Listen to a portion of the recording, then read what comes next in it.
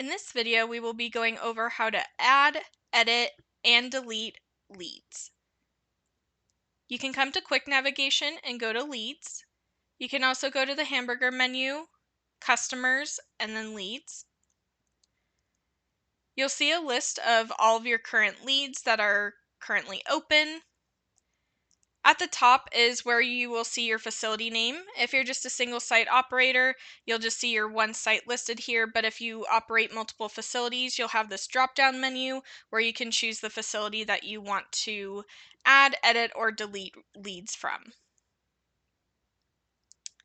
From here, we'll click Add to create a lead. There may be some marketing information that you want to add, such as if they were a referral, if they were a walk-in, or whatever it may be. You'll enter the prospective customer's name. If they have a company, you can enter their company name, or if they're a business wanting to reserve a unit from you, you can enter their business name here. It's always good to include email address, their physical address. This isn't by default pre-filled with the city, state, and zip code, but you can have it set up to be pre-filled if you would like. Just reach out to tech support and they can get that set up for you, and it'll pre-fill the city, state, and zip code that your facility is located in.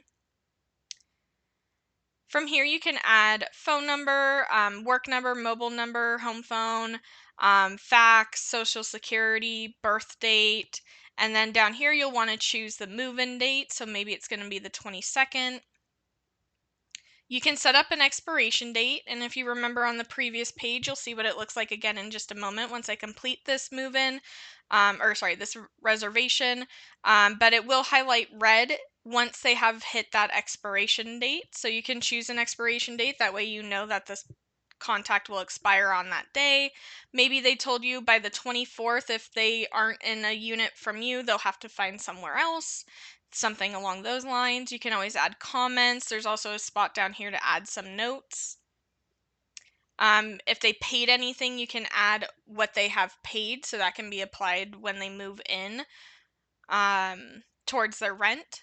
You can set a priority status, so maybe you already have someone who's looking for a 10 by 10, so that person would have highest priority, and then this person is also looking for a 10 by 10, so you can put them as high priority, so they're a step below that other person, or you can just leave the priorities as normal.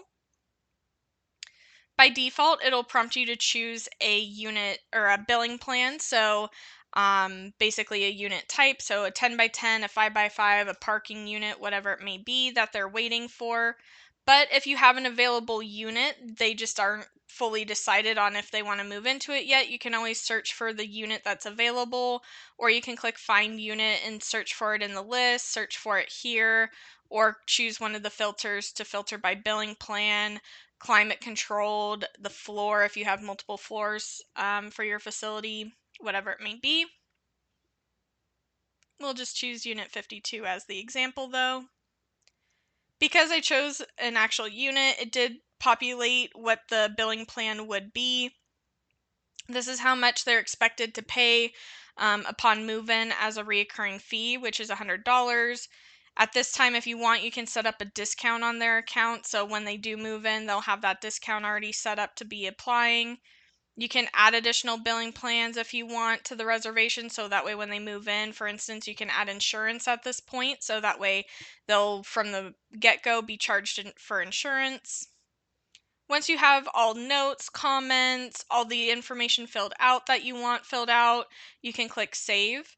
Just keep in mind, everything you add into the reservation screen when you're adding it, the better, because all of that will be brought over to the move-in screen when you approve them, or if you approve them.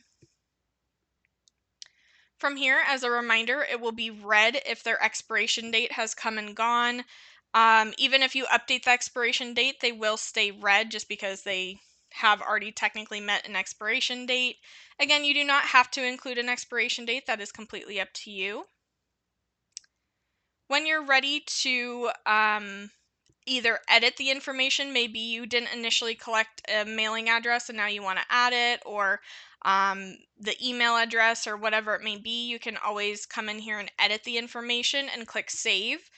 Or if you just wanted to look at some of the information you had filled out for them, you can always open it by clicking edit, and then you can click cancel when you're done viewing their account. Or if you need to approve or deny them from here, you can do that as well. So if you want to deny them, meaning you won't be renting to them, you'll just click deny. If you click approve, it will bring you to the new customer page where you can actually move them in. And again, there wasn't a whole lot that I filled out for this reservation, but you can see the things I did fill out, like the first and last name, the email, and then from here you'll just do a standard move-in. We'll just go ahead and deny this one. It'll prompt you for a reason for denial. And once you add that, you can click deny, or you can skip adding a reason if you want. And now they're no longer in the list. And you can always view your denied ones by clicking this box as well. I hope this helps, and if you have any additional questions, feel free to reach out to your onboarding coach and/or tech support.